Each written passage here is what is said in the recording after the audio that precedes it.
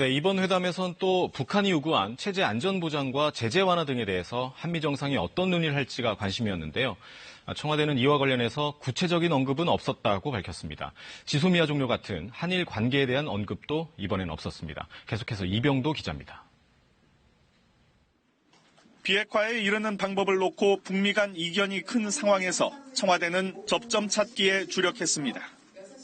두 정상은 북미 실무 협상에서 조기에 실질적 성과를 도출하기 위한 방안에 관한 의견을 교환했습니다.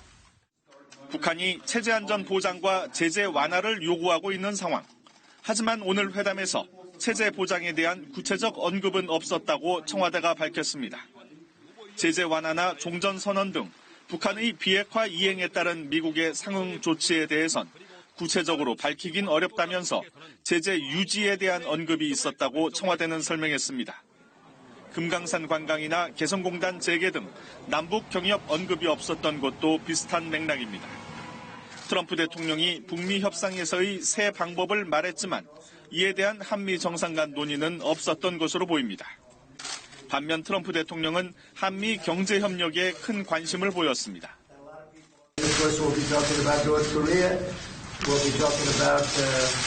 The purchase of equipment. South Korea is one of our largest purchasers of military equipment. 미국산 무기 구매와 관련해 문 대통령은 지난 10년간 그리고 앞으로 3년간 계획에 대해 설명했다고 청와대는 밝혔습니다. 또 주한미군 방위비 분담 협상을 앞두고 문 대통령은 합리적 수준의 공평한 분담을 강조했다고 청와대는 밝혔습니다. 이번 회담에서 지소미아 등 한일 관계는 전혀 언급되지 않은 것으로 전해졌습니다. KBS 뉴스 이병도입니다.